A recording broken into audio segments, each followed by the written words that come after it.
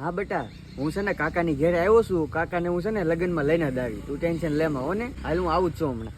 એટલે એ શકુરભાઈ, હું તમે એકલા બેઠા. હા જોની બેઠા. જો ભીખાભાઈ, છેલ્લી પેલી વાત, હું તમારા છોકરાના લગ્નમાં નહીં આવું. શકુરભાઈ, મારા છોકરાના લગ્ન છે, તમારે એવું ન કરવાનું હોય. મારો પ્રસંગ હાચવી લો ને કે મારો પ્રસંગ બગડશે હવે. જો ભીખાભાઈ, તમારા નાના છોકરાના લગ્ન હતા ને ત્યારે તમે અમારે યારે બાજ્યા હતા, યાદ છે ને તમને? જો ભીખાભાઈ, હો વાત ની એક વાત, હું લગ્નમાં આવવાનો નથી. તમે તમારી રીતે વહીવટ પતાવી નાખજો, મારી વાત ન જોતા. પણ શકુરભાઈ, આમ ન હોય કાંઈ. હાવ તમે આમ કરશો તો પછી હવે અમારું શું થાય? અમારા છેલ્લા લગ્ન છે, આ એક હાચવી લો ને તો સારું કહેવાય હવે. અને શકુરભાઈ, મારો છોકરો છે ને કારનો વેન પકડીને બેઠેલો છે કે મારા કાકા લગ્નમાં આવશે ને તો હું લગ્ન કરી, નકર નહીં કરું. હવે તમે એનું તો વિચારો, અમારું ન વિચારો તો કાંઈ નહીં. એ બધી વાત હાચી ભીખાભાઈ, પણ મારા લગ્નમાં આવવાનું થતું નથી. કાંઈ વાંધો નહીં શકુરભાઈ, તમારા છોકરાના લગ્ન આવે છે ને તેવા અમે કેવું, અમે લગ્નમાં નહીં આવી.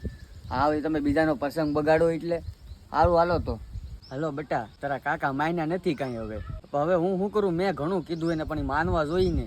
હવે કામ કરે, તું આ લગ્ન કરી લે. એના છોકરાના લગ્ન આવવાના છે ને, આપણે એના લગ્નમાં નહીં જાય. ખોટું વધારવું નથી, પતાવી દઈ બીજું અમને.